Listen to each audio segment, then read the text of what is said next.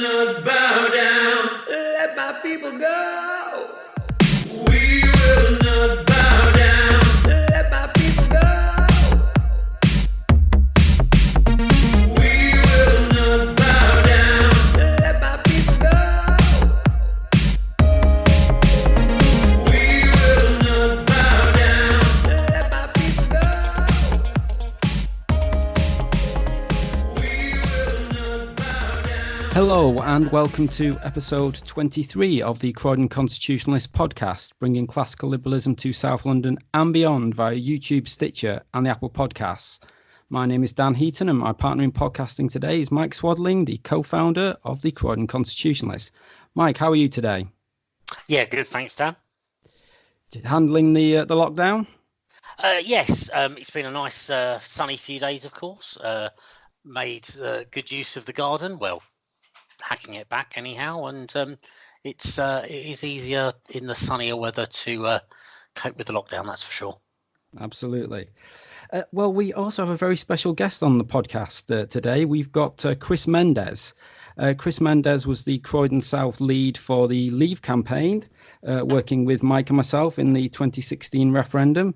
And Chris is now the leader of the Foundation Party and a councillor on Kennington Community Council in Ashford in Kent. Chris, welcome to the podcast. Hello, Dan, Mike. Thank you very much for inviting me. It's a pleasure to be here today. You're most welcome. So, Mike, what have we got to discuss today? So we're talking about the continuing lockdown and COVID-19, the Labour Party shadow cabinet that's been appointed this week, a chat with Chris about his time in politics, being a councillor and the Foundation Party, and some more things you can do to stay busy. Great stuff. Well, yes, we're all in lockdown. We're all stuck in our homes most of the day. We're 3 weeks into the COVID-19 lockdown, and the question really is, when will it end? The latest figures that I have in front of me here are that sadly in the past 24 hours, another 917 people have died with coronavirus, which takes the total up to just below 10,000. Some signs that the numbers are leveling out, so hopefully we've reached the peak, as it were. But when will the restrictions be removed, and will they be removed in one go, or will there be another couple of weeks of this, and then we'll move into some sort of strategy of gradually reducing the restrictions? Mike, what do you think the latest is? I sort of sadly think the latest is that this is going to go on for some time.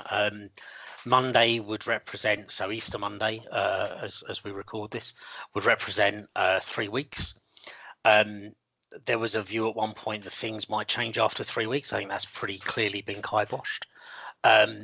It doesn't feel like it's been kiboshed in such a way that says this could go on for a long time, and there's been some mentioning of this being months even, and that's a real worry. It's not clear what the plan is to exit lockdown. It's not clear how long we need to be in it, and it's not clear how bad the economy is.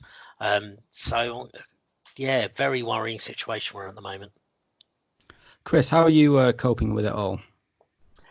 Oh, I'm coping okay. I live alone in my flat. I'm doing a little bit of exercise. I'm reading some books. I'm working on some party stuff. So plenty to keep myself busy. So I went out for a run the other day for 15, 20 or so minutes and came back. So, but yeah, all okay. Good. And how do you think this is gonna work out then? Do you think? I think you've raised some concerns in a recent interview you did with Sputnik Radio. Your concerns about the economic and the long-term impacts of these restrictions on our civil liberties. How are you feeling about that at the moment, 3 weeks in? Yeah, no, absolutely. I mean, I think it's becoming a bit clearer now. There's a number of people now that are adding their voice to the debate that should have happened already. It should have happened when this kind of government action really began to begin with in the first place. Essentially, it's the degree of the cost to the economy and to the country is becoming more and more apparent. It's the problem that we've got at the moment is that we've had a parliament that has basically issued the government with a blank check and hasn't It's shown once again how it's unfit for purpose, and it hasn't scrutinised this action. It hasn't opposed it to one extent to another. No policy making process is not unimproved as a result of that kind of input. And the more extreme the action is, the more, not less, do we need that kind of scrutiny. And we are talking, I mean, we cannot go on for much longer with everybody paying 80% of everybody's wages. We've got people up and down this country who are on the brink of bankruptcy. Their business that they have built over many years, more people signing on to welfare. And just how exactly are we going to fund the NHS going forward with such a broken economy? George Osborne recently opined that a sick country can never have a strong economy. Well, a sick economy will never have a strong country either. We cannot afford healthcare. We cannot afford to control the air pollution and water pollution. You cannot contribute towards reducing carbon emissions. You cannot do an awful lot of things we need to do and people expect people to do, which in the end will cause indirectly a great deal of deaths in the future with this kind of action. So there's some serious questions to ask right now, and especially when we look at countries like Sweden, when we look at countries like the Netherlands, when we look at countries like Japan, who are not going for this complete full lockdown, not just locking down those that are vulnerable and with symptoms, but everybody, the entire population.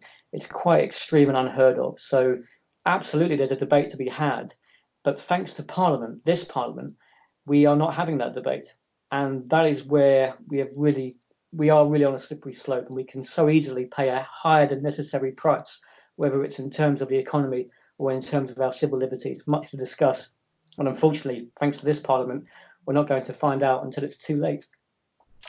It's interesting some of what you say there, Chris. I think the not only is Parliament not doing that, you've got a media that's really only giving the options to the government or asking questions of the government about why don't you lock down more, why don't you lock down further. You have people occasionally brave enough, Toby Young, Fraser, who's the editor of The Spectator, his surname escapes me, who's recently written articles saying, well, actually, the economic consequences of this could be significant, and they were both shot down. There's a, everything's a push one way, and there's no one in Parliament, as you say, and no one really in the political class I can think of at all who's putting the case to say, well, like, maybe our liberties matter as well, and frankly, maybe our economy matters. Mm-hmm. I mean, here's a point that I would make. I think at the end of the day, it is a matter of, first of all, I can't stand the fact that when it comes to when the government tramples on the personal opinions of the MPs with regards to leaving the European Union, they've all got so much to say, and they've got an alternative action plan that they wish to champion and fight for. But when it comes to the complete trampling on the long-term economies and well-being and financial well-being and civil liberties of millions of people, they have absolutely nothing whatsoever to say. And I think that is an absolute disgrace. And I think at the end of the day, a lot of this in the end comes down to personal courage, and these people do not have it. And I think the government certainly panicked when this first happened. I mean, can you imagine? Let's just bring this down to a kind of human level here. If you imagine if you're the Prime Minister or the Health Secretary, and you have one of those Cobra-like meetings, which presumably happened, except rather than the security services and the army and so on, it was I presume it was a chief medical officer and all those sort of science people that gathered around for an urgent meeting, and then suddenly somebody sat there said, we're potentially looking at 500,000 deaths in the country unless we act now. Can you imagine if that was you in that room and you've now got that responsibility? An estimate, incidentally, which has now been downsized to something around 20,000. Which for me is not far away from weapons of mass destruction. To have one estimate be, 45 minutes to 45 months. Yeah. That's unbelievable. It's exactly. So there's that, in the autopsy following all of this, there's that these serious questions as well, because that and other things is what started this extreme action. And of course, the government is terrified of being accused of not doing enough and possibly even causing indirect deaths. The governments always overreach in these situations. Let's not forget Tony Blair in 90 days, when in the light of the terrorist bombings in 2005, straight away we thought it would be a good idea to take innocent people, at that point in time, suspected people, no evidence whatsoever. And we all know that the police can often, mistake people for the wrong persons. We remember that poor sod who was shot in the tube, the Brazilian, for a pure case of mistaken identity. But yet we think that it's right that we can lock people up for 90 days without any evidence at all. Governments will always overreach in these times of panic, and there has to be a check and balance. And luckily on that occasion there was. Parliament voted it down. But on this occasion, it's dangerously absent. And as far as individual MPs, well, they're showing no more courage than the government, and they should be doing so. And unfortunately, they're not. And we're going to pay, I fear, a much higher price than necessary in the long term. Well, I suppose the main opposition being the Labour Party. At the time that these provisions were brought in, they didn't have a leader. The leader was a lame duck, as he was very much on his way out, and of course he was very much in favour of government spending and nationalisation of everything, and what we've effectively got due to the lockdown is a whole sweeping of nationalising of everything, really. In a sense, the government is, or the taxpayer of the future in effect, is going to be paying people's wages, or a lot of people's wages, or else paying them benefits, due to the lockdown. So, and in terms of the restriction, the general restrictions, obviously the Labour Party's generally been more in favour of such things in the past. But I think you're right, Chris. I think if you're the health secretary and the expert, as it were, such as experts are, tells you there's going to be a frighteningly high level of deaths, then you're gonna take that action, because you don't want to be the one who where that happened on your watch. But there you go. Time will tell on this. But and this new government is effectively finished before it's even begun, and so no wonder why they're so scared to do what they think is seemingly right, which is understandable. But a longer term view and some opposition would have been absolutely vital. But it's a great worry that we have virtually none. Yeah. Well, of course, one of the people who has actually suffered as a result of the coronavirus is Boris Johnson, the Prime Minister. He's been not only had to go into hospital, but was in intensive care for 3 nights. Thankfully, he's now out of intensive care, but he's still in hospital and is said to be improving. So certainly, I would send him my best wishes. It's very, very sad state of affairs that he was taken so ill. Unless you happen to be a hard left Labour activist, some of whom have had rather a lot to say on social media about the Prime Minister being so poorly. Not least of which was the mayor of Heanor in Derbyshire, a lady, I say in inverted commas, by the name of Sheila Oakes, who is a councillor in that area, who said that Boris Johnson completely deserves this. Thankfully, it seems she's now been suspended by the local Labour Party, or indeed it might be by Keir Starmer once he's got into a position of power. But even more interestingly, she's actually been sacked from her job, where she was a paralegal with a firm of lawyers. So that's something. But I mean, it's sort of shocking that you could have somebody who is they're not a shadow minister or what have you, but they are an elected official of the main opposition party, who feel, they're not looking at a picture of her here. She's not a child, she's very much a grown up, and is the ceremonial mayor of a town in Derbyshire, who felt it was appropriate to say that sort of thing about the Prime Minister being so seriously ill. And that's really critical, that point there. She's the ceremonial mayor. She's the first citizen of that town. Yeah. Her job is to represent all of the people of that town. She is the Governor General, the monarch, if you like, the non-political, although she is a politician elected, while she's in the role of the ceremonial mayor, she is the non-political embodiment of the citizens of that town. And she has thought, whilst in that role, this is an acceptable thing to say. It's an unacceptable thing in any case. And what really struck me when Boris first went into hospital was how much the nation seemed, frankly, shocked by it, and and how people who I don't normally expect to hear from on political matters were suddenly, WhatsApping me and texting me and what have you. People were shocked. There was a real coming together and a fear from people, and I think that's a really encouraging thing. It's just a shame there's these few idiots. I mentioned on our last podcast that Keir Starmer maybe needed a showdown moment with some of the anti-Semites in the party, and that's still a thing. But it's interesting how over Boris Johnson, how a few people in the Labour Party have popped up to give Keir Starmer the opportunity to quickly suspend them and prove that this isn't Jeremy Corbyn's party anymore.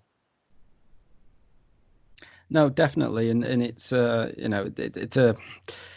it's a clear line that as an elected official you shouldn't be crossing, and I mean just as a human being, frankly, why would you be doing that?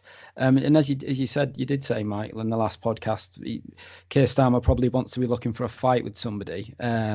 People he doesn't want to fight with actually are probably the government, because at this moment the government will be seen by most people to be doing the best in a very difficult circumstances.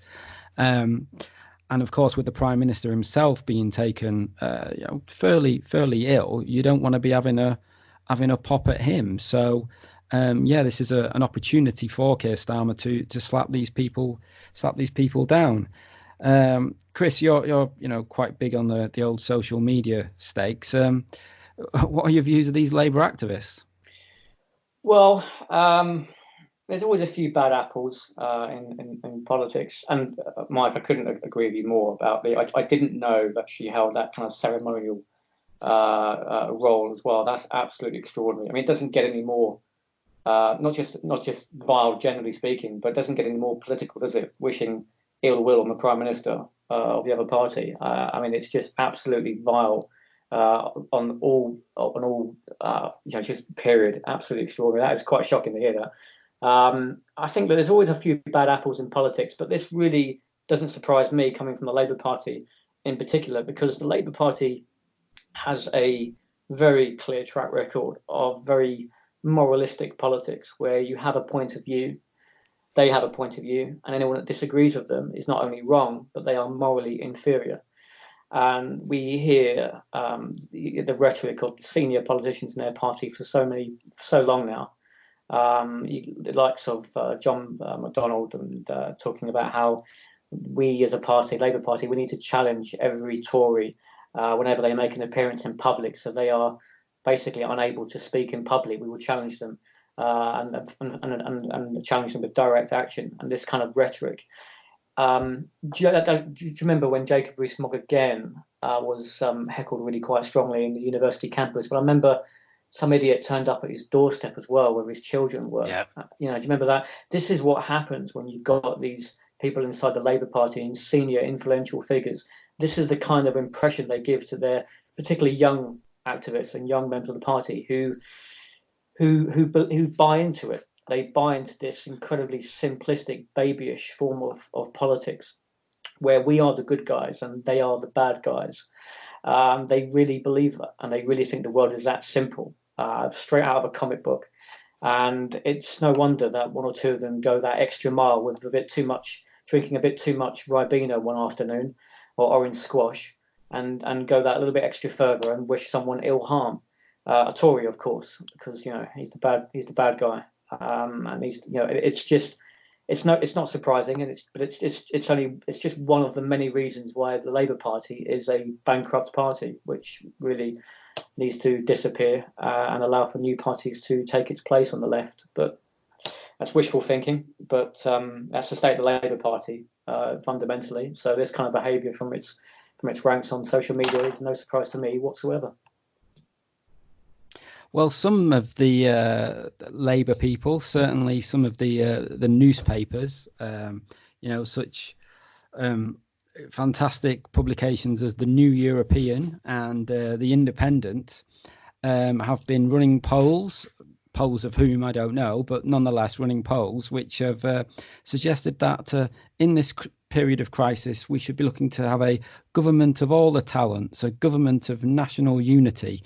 And of course, Brexit must be delayed. We must extend the transition period because we can't possibly negotiate a deal or what have you. And we certainly can't have a no deal Brexit, the cataclysm that would be.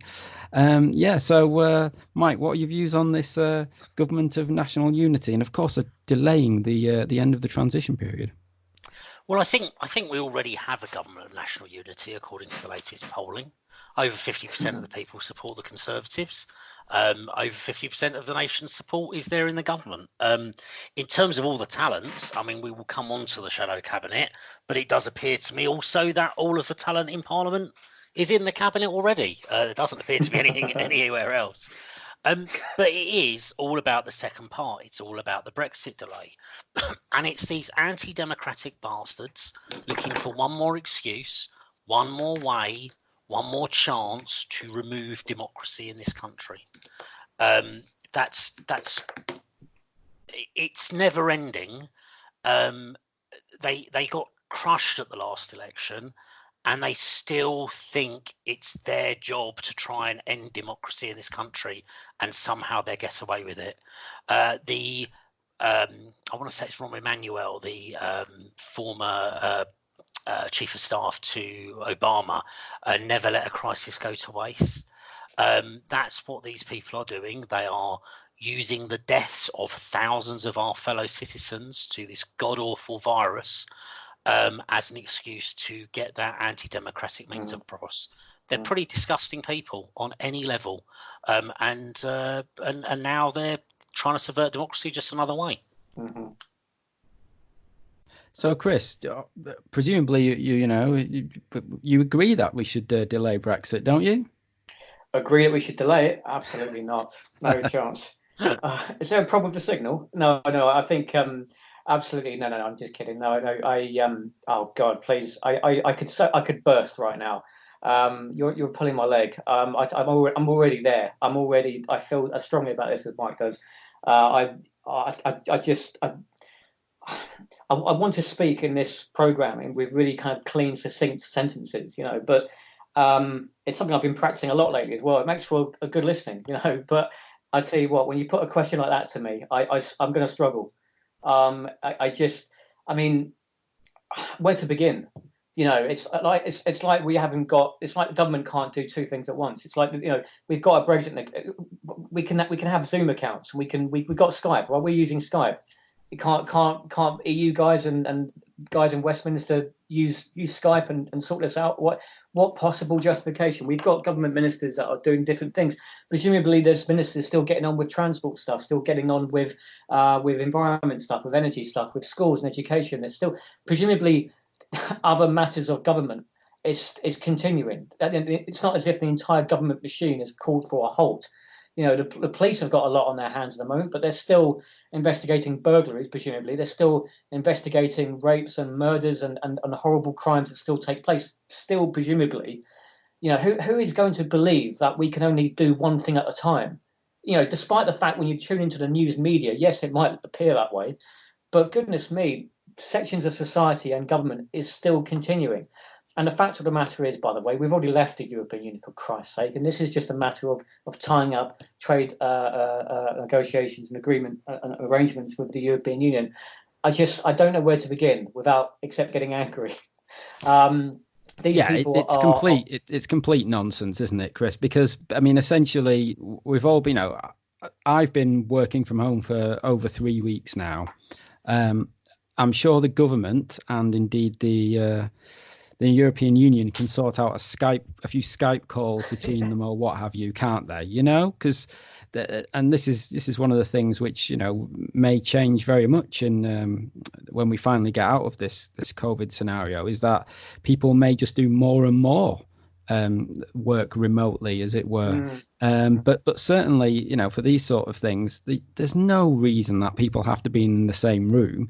And what we can say is, of course, that both Michel Barnier and David Frost, the lead British negotiator, as far as I understand it, they both came down with COVID-19 and have now both got over it. So there's no reason why they can't crack on, as far as I'm concerned. And any suggestion of any delay is just completely unnecessary, and it's just political shenanigans that we've seen before. As it happens, they don't have the numbers in Parliament to do anything about it. So Just how? So, yeah. We talk about politicians being out of touch. This isn't. This is past that.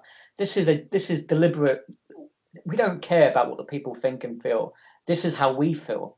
This is our personal opinion. This is, getting them to asking them to accept the result the first time round was obviously too big a ask.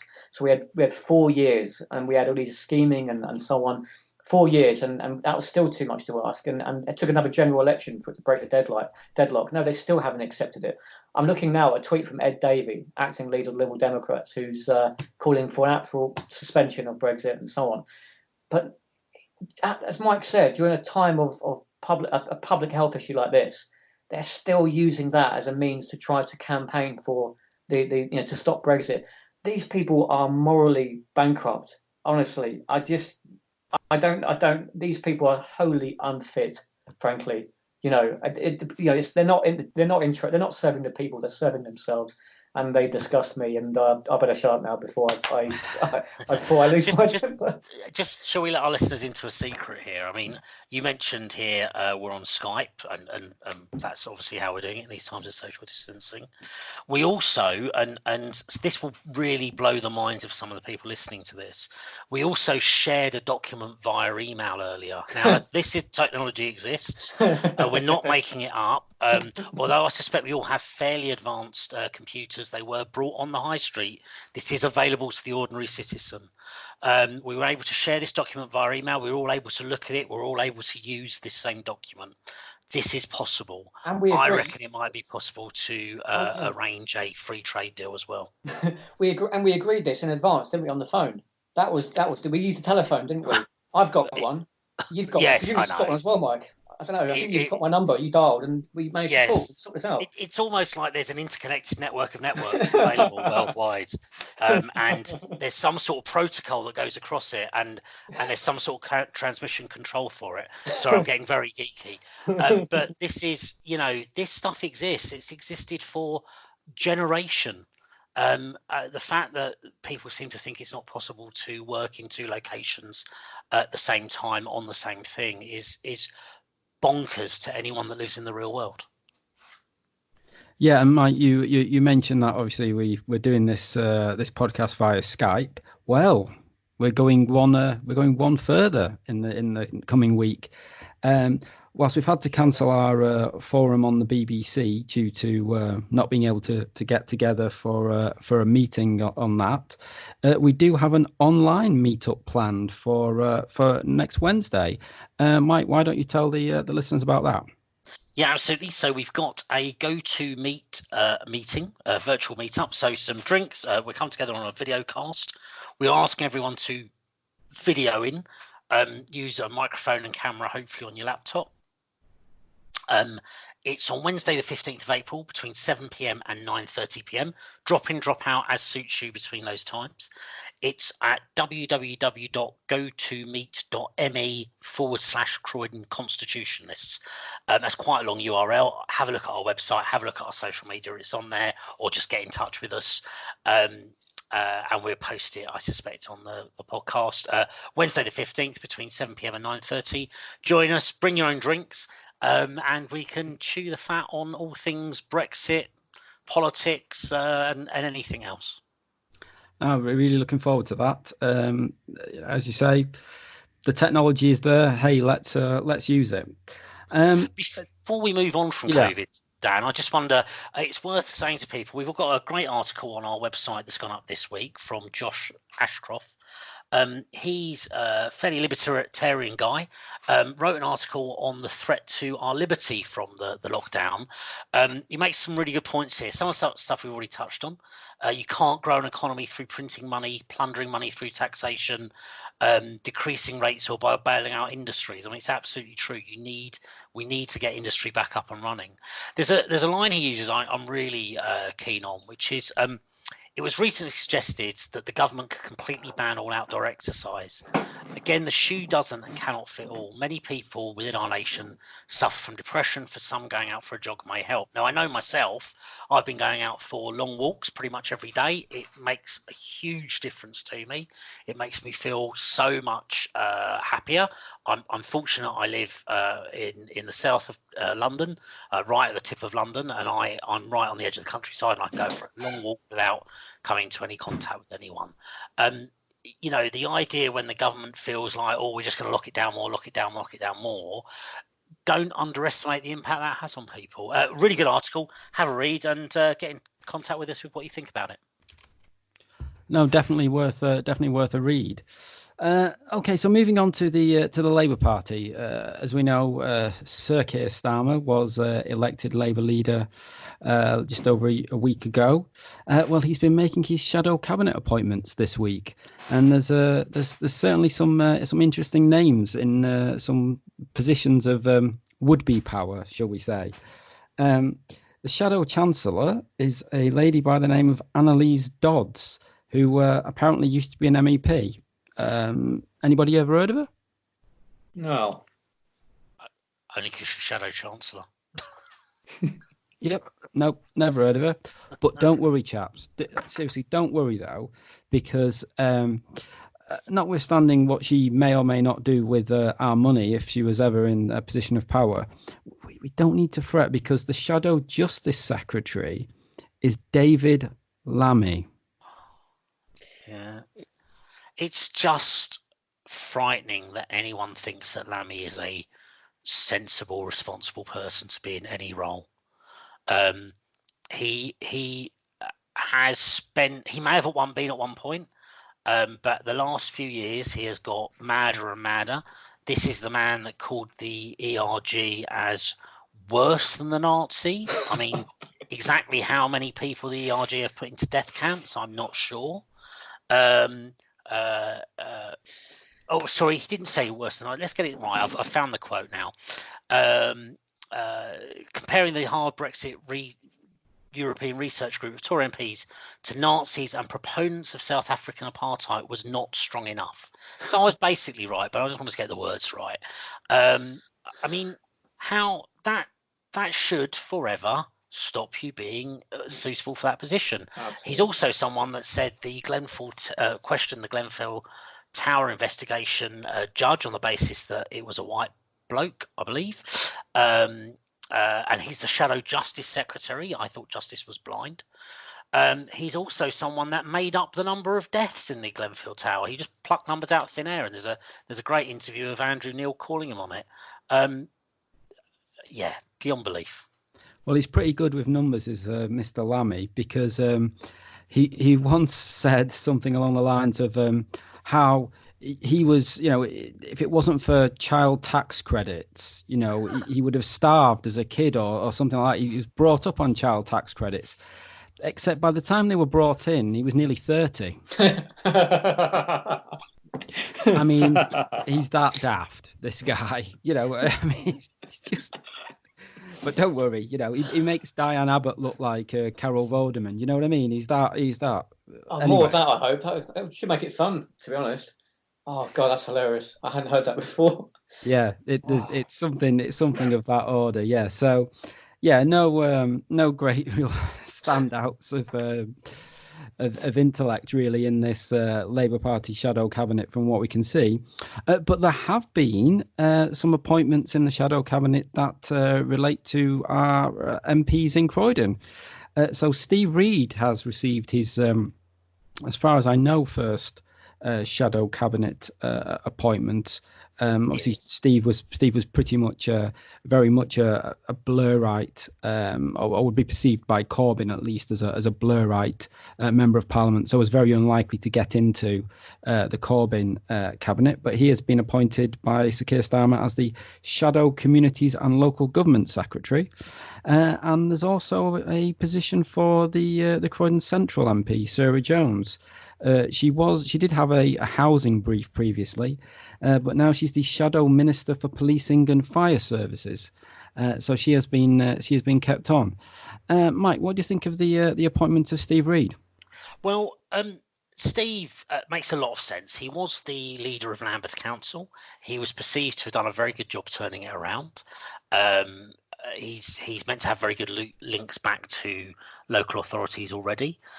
Interestingly, he's had some online digs at Tony Newman and the show that is Croydon Council. I'll try and keep it nice in this current times. But yeah, I mean, it is a very logical place to put him there. He is, however, another one of these anti-democracy MPs who doesn't seem to accept the result of the 2016 referendum, although of course does accept when he wins an election. I've got a little quote here from him where in the same sentence, so I've missed out a few bits, but this is all within the same sentence.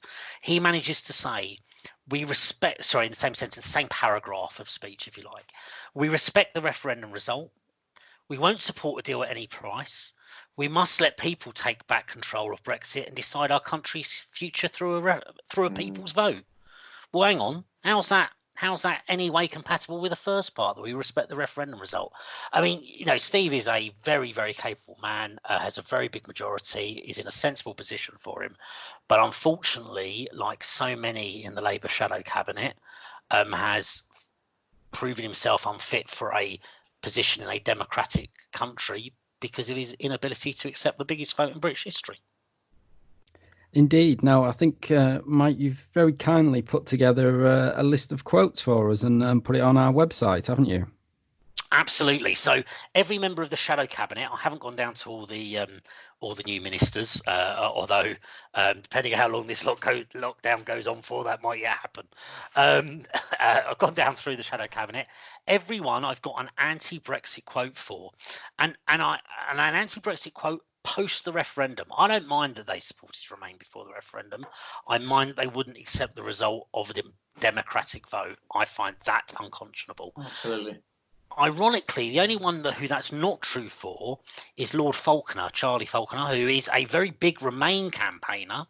But I'm happy for someone to send me one in if they can find one.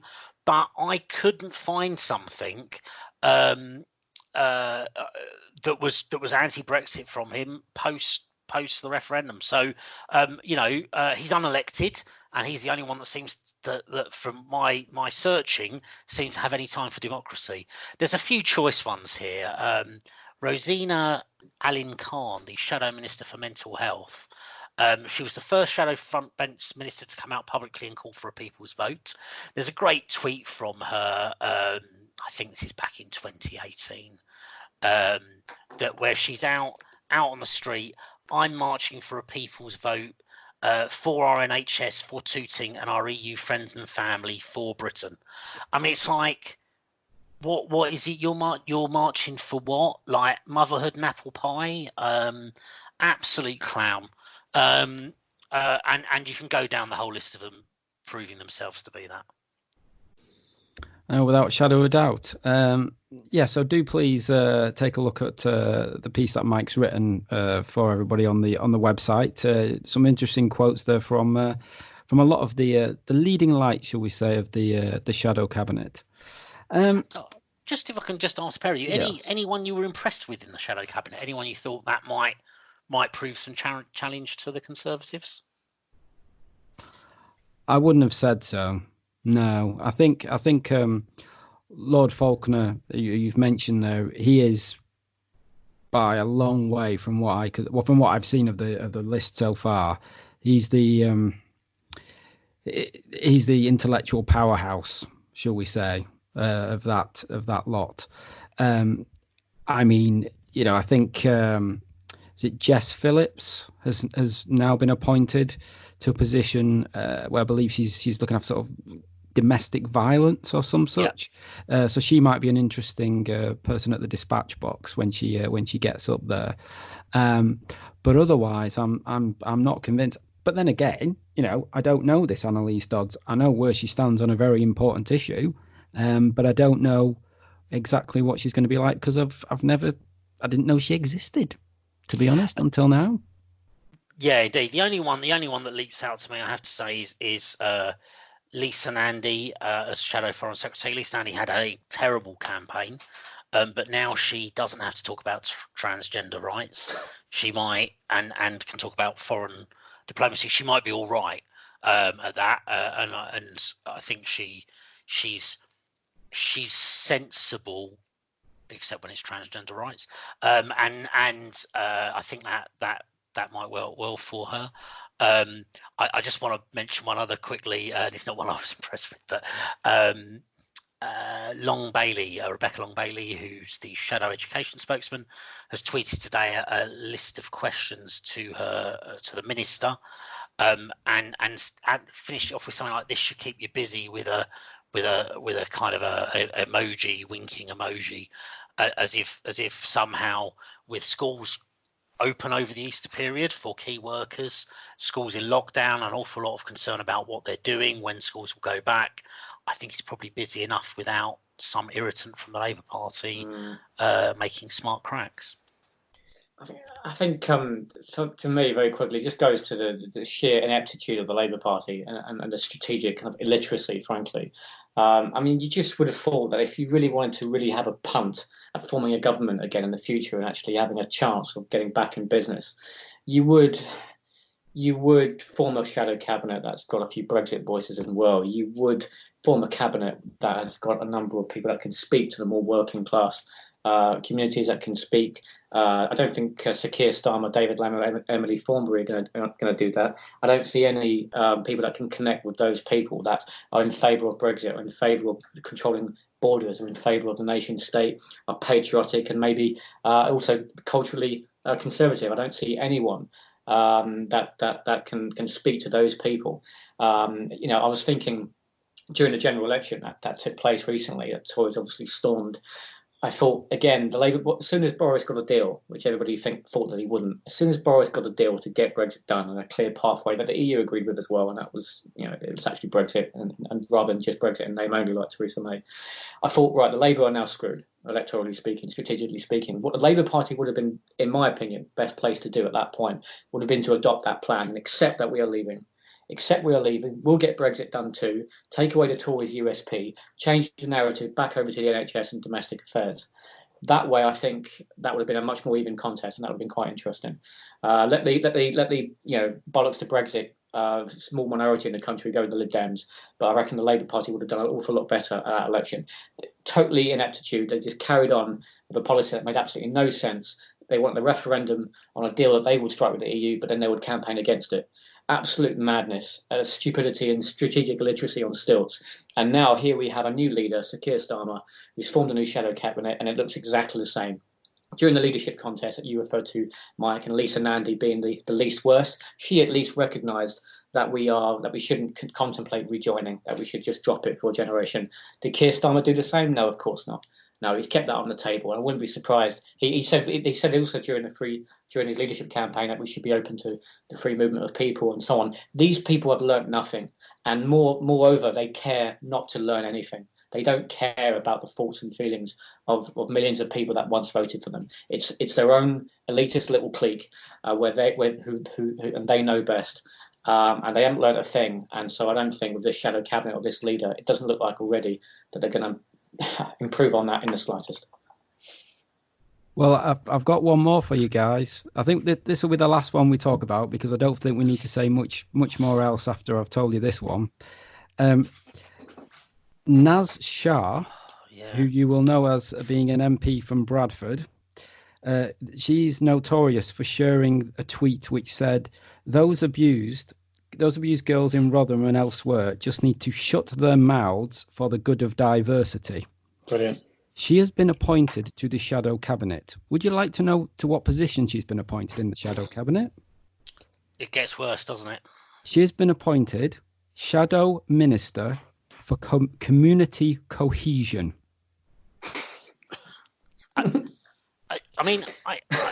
There is are the Labour Party, and I pose this as a question, anyone that listens to this from the Labour Party, come back and let me know. Are the Labour Party seriously saying that their plan for community cohesion is to allow working class girls to be raped, but not say anything if their attacker happens to be from a different community from them?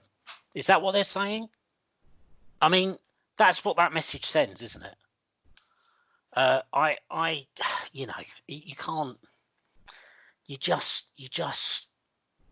just. I'm speechless. Yep, the Labour Party, the gift that keeps on giving, but they're using And the someone else's innocence money that to keeps do on it. taking. In Yes, the case of this woman. indeed. Well, that classical liberal definition that Martin Luther King espoused so elegantly in his time in that amazing "I Have a Dream" speech. You know, judge me not by the color of my skin, but by the content of my character. That has gone completely out of the window. I mean, we could debate and discuss this for 4 hours. But the Labour Party, have completely annihilated those principles. They claim to be all in favour of diversity and cohesion, but actually, in truth, their policies, their rhetoric, it is actually the very reverse of that. It's absolutely extraordinary, and I think I just fingers crossed. I just hope they lose more and more elections, and they'll be out of parliament within the next, say, 10, 15 years or so. I hope, because there's no way they command a majority of opinion in this country. No chance. It's unlikely. Well, Chris, thank you, as you say, for joining us today and for your comments on those subjects we've been discussing. Thank you. But you are the star of the show, the special guest, as it were. So I'm just going to hand over to Mike now to give you a grilling, as it were. Mike, I think you've got some questions for Chris. I do indeed. So, Chris, thanks again. So, firstly, for people that don't know you, and obviously quite a few will, but how did you get involved in political campaigning with the referendum? Well, yes, I mean, political activism started for me getting involved, rolling up my sleeves and really getting involved to try to make a difference during the referendum. When I lived in Croydon at the time, in the same town as yourselves, of course, and what an amazing experience that was. I tuned in to politics again after somewhat of a break. Really, I used to be a member of the Labour Party in my late teens and early 20s, and I was a big Blairite at the time. But it's okay. It's done. It's done and dusted. It's over. It's in the past. We don't have to discuss that. I hope.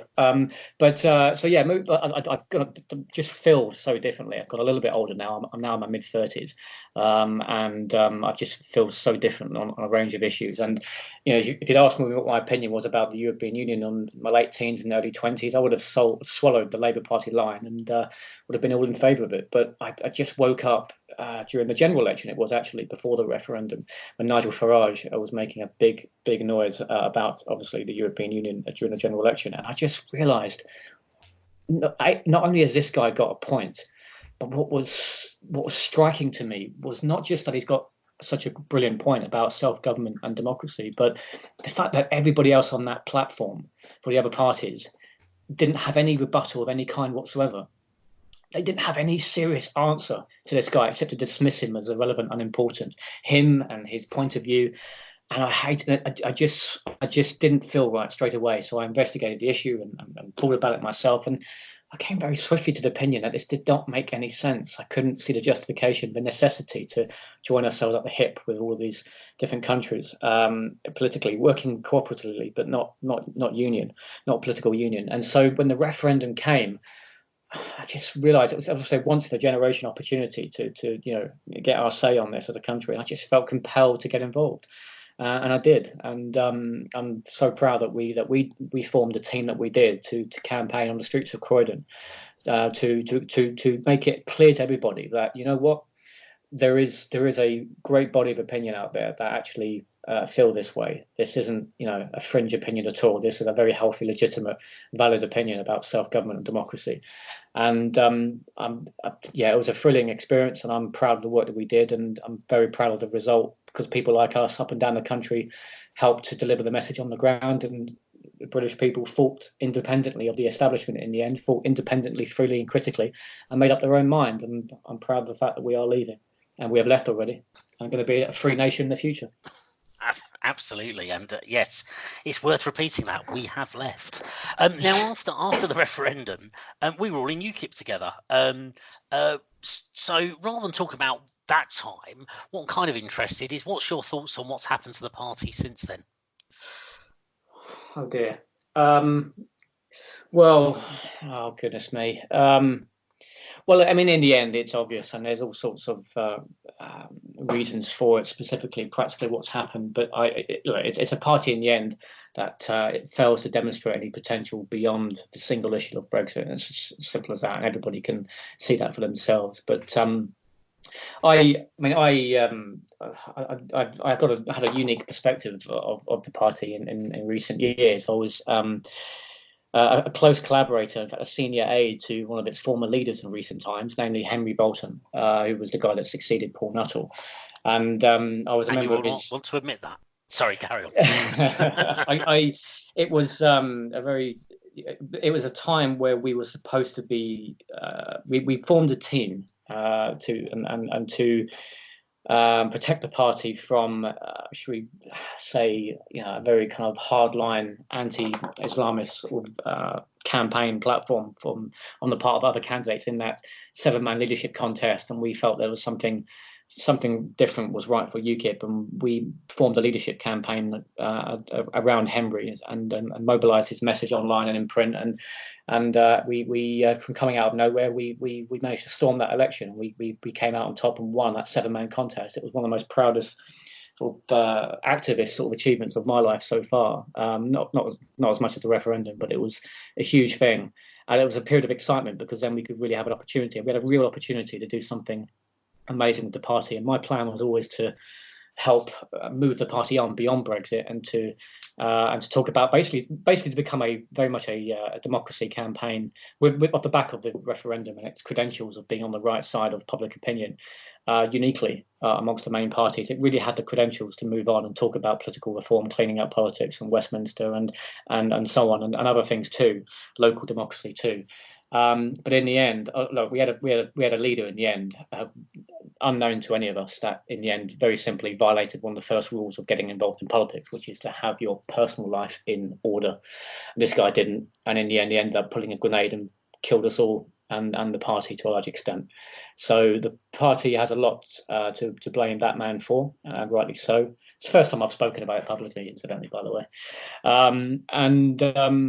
I regretfully got very tunnel visioned and defended him for a time, defending a grand plan that we had rather than him in particular. But I regret that enormously. And unfortunately, I still think, however, it is possible for the party to recover from sex scandals and things like that. UKIP wasn't exactly unique in that. It does happen to parties.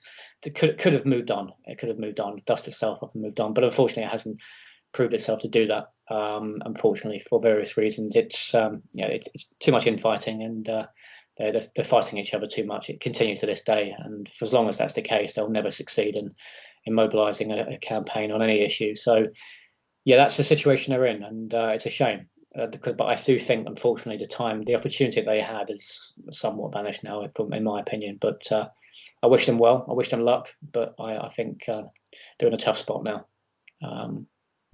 That's just my feelings in a nutshell. Yeah, no, absolutely. And I think lots of us will see some of that, and it's interesting. They seem to have come back from it again now, but there was a period where Henry Bolton won that leadership contest against an insurgent, and you're right, it was a big sort of risk of it becoming a more Islam focused than Brexit focused party. Gerard Batten took over to deliver, Mr. Brexit himself, and someone we all know, and unfortunately kind of dropped the ball on Brexit, and either through media or through his own actions kind of seemed to get a focus on Islam, which certainly drove myself and Dan to leave. And I think many other people, and the party went through a huge period of change there, and hard to see how it ever recovered from that, really. But during that time, Dan, Chris, even you went to set up the Foundation Party, and of course lead that. So, what led you to set that up? Well, specifically, what led me to set that up? I mean, it happened. The discussions around the Foundation Party happened fairly soon, within a few months of leaving UKIP myself, in and around the events that I just referred to. around the time that the events that you've just referred to subsequently took place. You're right, UKIP and the implication of the subsequent leadership effectively meant a redefinition of the party. It's not just a particular leader. It's basically a new party that will attract a different type of member and voter, and it becomes a new party essentially. And you might as well have a new constitution, because yes, and you guys obviously decided it wasn't for you. I made the same conclusion. Obviously, I got from the chairman at the time, the outgoing chairman at the time. I got a warning of that about the particular leader in question. We spoke on the phone, and he told me, if this person does become leader, this is the kind of party it's going to be. And I remember Gerard with really warmly in the context of Brexit. We campaigned together, all of us did, on the streets of Croydon. Couldn't agree with him more on the issue, but on those other issues, I don't. And so essentially, it was very clear that this was going to become a different party. So it wasn't for me either. So I left, just basically for the same reasons as you guys did. But I felt then, you know what? If anyone thinks that Brexit is basically it, we've done it now, we can go home. No chance. Brexit is actually, the problems and the issues that we've got in our country is absolutely immense. Absolutely immense. The idea that Brexit is the answer to all of our problems and we can just, say job done and go home is an absolute nonsense. And I've realised as myself personally, somewhat energized in that moment, pissed off, yes, that we had this opportunity that then obviously just vanished. I mean, goodness me, I dwell on it a lot now and again. Can you imagine if UKIP was steady under the leader we had at that point? And Theresa May was Prime Minister pushing the withdrawal agreement, and then we have the general election in 2017. Can you imagine what UKIP could have done then at that point? You never know, it could have broken into Parliament. It really could have done on that basis. My mind drifts, wonders as to the opportunity that we could have had to change this country for the better for the next 10, 15, 20 years. As soon as you break into Parliament, that could have changed everything forever. So it hurts to think about the lost opportunity. But in that moment, in that state of mind, I for one felt I'm not stopping. I haven't finished. I haven't started, let alone finished. There's more work to be done. There's more arguments to be had, and I've decided that we need a new party. We need real opposition in this party. I may succeed. I may completely fail. The more likely the latter than the former, because it's a very audacious, difficult thing to do, to start a party from the grassroots with your own resources, without a millionaire donor, which we don't want. And also with the voting system in this country, which penalises small startup parties. It's a very difficult thing, but it doesn't change the fact that it is what is needed. It doesn't change the fact that things will never change for as long as we are ruled by two defunct parties that offer no real opposition whatsoever. So I'm giving it my all. I'm going to do everything I can to help provide people in this country with an alternative voting option on the ballot paper. But I'm going to die trying, but I'm striving every day to succeed. And I think, you know what, give it patience and give it time and give it hard work and determination. I think we might succeed. I think time will tell, but we're taking each day as it comes, in a realistic, honest way. But I think we can succeed, and that's what we're going to try and do. So you've touched on some of it, but what's the sort of driving principles of the party? What's the policies that people might recognise your party by? Certainly, yes. Well, I mean, essentially, look, we live under an ancient political establishment that thinks it always knows best, and this is the key problem. It cares very little about how the people think and feel. Politics is filled with politicians who see themselves as very important people wearing a cape, whose job it is to swoop down and organise our lives in a way that they approve. But in a world of revolutionary digital technology, people organise their own lives today more and more on their own terms, whether it's banking or whether it's shopping, luxury retail, consuming film and media through platforms like Netflix, getting the news from social media rather than a state broadcaster. People want to make their own choices, and yet our institutional political culture and our establishment is still what it is today, as it was in the last century. They insist that they know best. And resisting a recent referendum result, as we've discussed, really shouldn't have been a surprise. So the Foundation Party, it has a very different attitude. We want people to be treated like adults. Our campaign is about empowering individuals, families and communities to have a greater say, whether that's more choice in public services, lower taxation, freer markets so businesses can innovate and grow more freely and more quickly, the abolition of ultra political correctness and the woke culture from our public institutions, so we stop policing people what to say and think, the devolvement of decision making from Westminster down to local authorities, so that decisions are made closer to the people that they affect, or whether it's voting reform, for example, so that the people can more freely choose who should represent them. So in short, we want to repair and maximize individual freedom, liberty, and democracy, because as our slogan goes, the people are the masters, not the servants. Oh, excellent. No, that's great. And so you've got some elected representatives. Who do you already have in place there? We've got a small group of councillors at the moment, because we are very much at the early stage of this journey. So we've got, I myself am a parish council, on a parish council that started as a community council in Kennington and Ashford. My colleague Mary Laws is also a town councillor in Folkestone.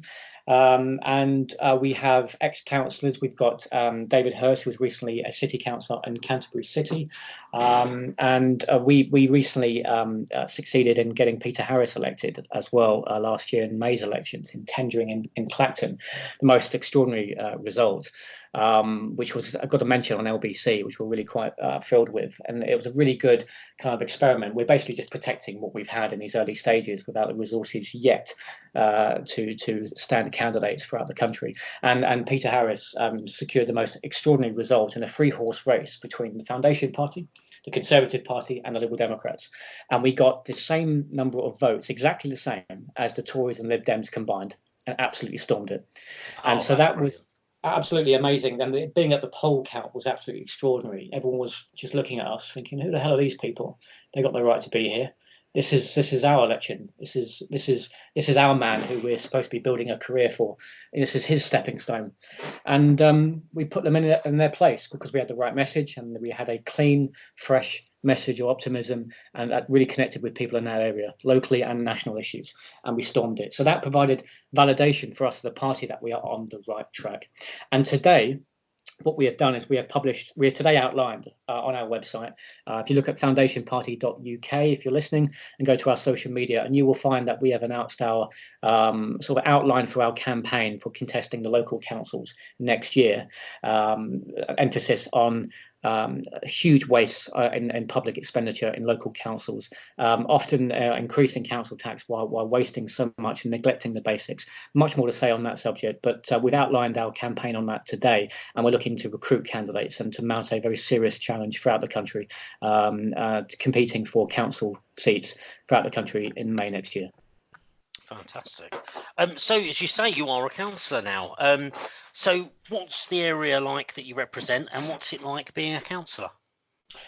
Oh, well, it's been several months for me in post, and yeah, interesting. I mean, I'm working cross-party with a range of councillors, some really good people. We talk a lot about how unfit for purpose that the parties are. Absolutely true, and I believe it passionately, as we've discussed today. But there are some good stuff. There's no doubt about it at all. There are some good apples inside those parties who do absolutely sympathise with how their parties have gone in the wrong direction. They're not listening to people, etc., etc., etc. And there's some in councillors, for example. There are some on my council, for example, that I feel less warmly about, and there are who are more the I wouldn't name names and pick a fight, but there are some councillors who are, for me, in my book, are there to build the careers. Basically, this is a stepping stone. They're not really that interested, and this is for their political CV. There are others, on the other hand, who are really there for the right reasons. So I picked those people out, and I've worked with them closely, and you can get some stuff done with such people. So it's really good to know, important to know that there's some good apples left, right, and centre. And but I've been applying my professional skills in IT and digital media to help the council get some messages out there to the community, websites and social media and that sort of stuff. But I'm looking forward to knocking on doors very shortly and finding out what they feel and where they think that the parish council can do a better job and represent them and press the borough council for action on X, Y, and Z. So it's an exciting time, but there's plenty of work to be done. Excellent. And talking of work to be done, you've mentioned you've launched some of your campaign today, and you're focused on the 2021 local elections. How are people going to find out about your party? What's the plan to get those candidates and to get your name out there so people know about it before they see it on the ballot paper? Yes, absolutely. So we are going to be working every day between now and polling day next year to do exactly that, to explain to people who the Foundation Party is. There'll be people that already encountered us before from the last elections, from early advertising that we've done in time in the past, in recent past. But now we've added a lot more flesh onto the bone, and we've got a much more precise message that I was referring to earlier. And we've also got a very, very specific message now about councils, about how undemocratic and untransparent they often are, and how they are making too many decisions that affect people without consulting them, without their approval, without their consent. There's too much of it. There's too many housing developments that are smashing the green spaces or housing developments that alter the character of communities, and without really the residents and councillors, even outside the cabinets, having a proper say before those sorts of permanent decisions are made. So there's an awful lot to discuss about local democracy, and also the use of public funds and the waste that takes place, and the extortionate amount of money that council officers are often paid, more than the Prime Minister. We've got the Prime Minister, just very, very quickly, my apologies.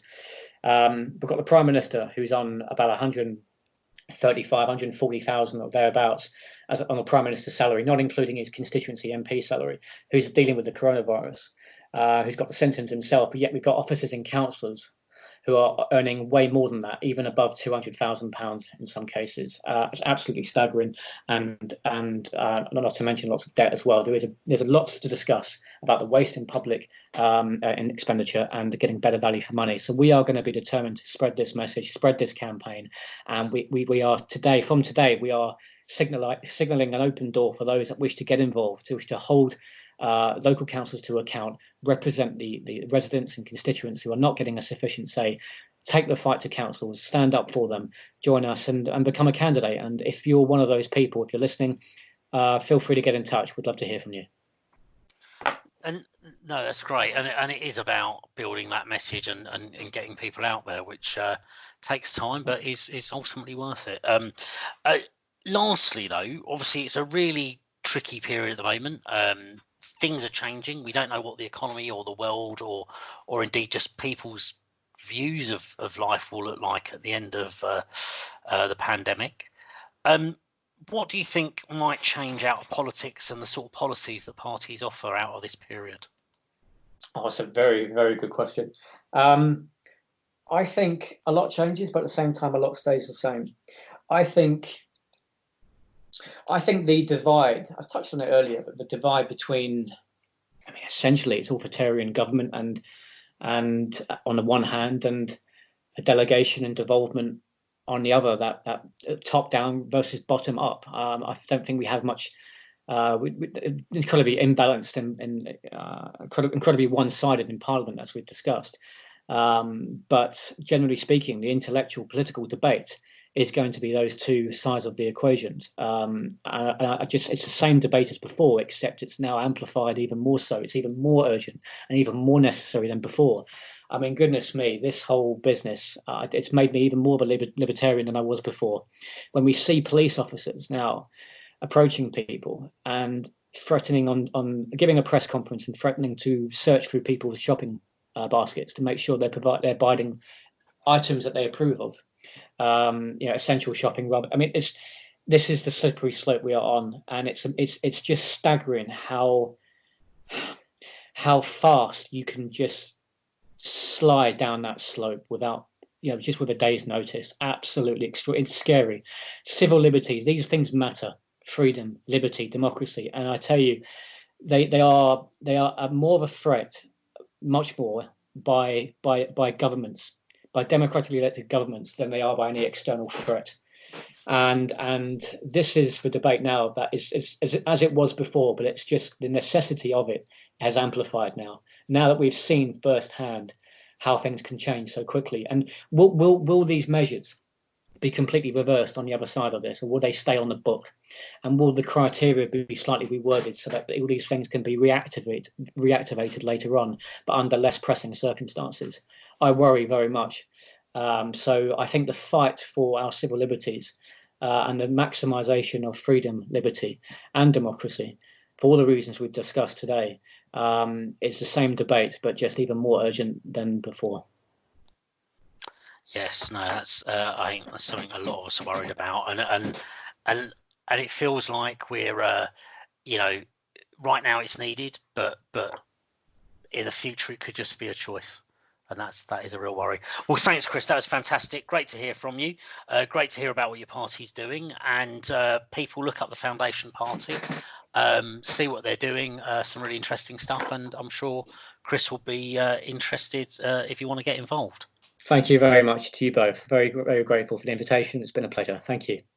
That's great, Chris. Thanks very much, Mike. Just before we sign off for this podcast, as we've said, we're all in lockdown at the moment, but we've got some interesting articles on our website that people might be interested in reading to keep themselves occupied during the lockdown. You mentioned earlier that you've put something together with quotes from the newly appointed shadow cabinet and their views on Brexit.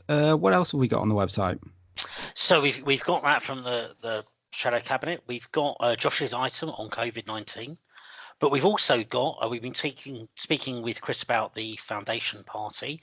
We've also got something from the SDP, so the Social Democratic Party, a party many of us won't have heard of for many years, but a party that still exists. It's a more social democratic party. It's it's Ronsel quick drying wood stain. It does exactly what it says on the tin. It's a more left wing party, but they are anti woke. They are pro nation state. They are pro Brexit, and there's a lot that isn't quite my cup of tea, but a lot I think is really exciting and interesting. And Chris mentioned earlier about something to replace Labour Party. There's, if it could be a party like this for those people that have those more socialist principles, that would be absolutely fantastic. Just quote something from Andrew Bent, who we interviewed. He was their candidate in Tottenham against a certain Mr. Lammy we mentioned earlier. He said, "It's our communitarianism values that distinguishes us from the Liberal Democrats. For Liberals, it's all about individual rights. They have lost sight of the importance of the group to the individual. So Liberals are not really interested in community, not really interested in family, and that's a huge hostility. And that is a huge hostility to the nation state."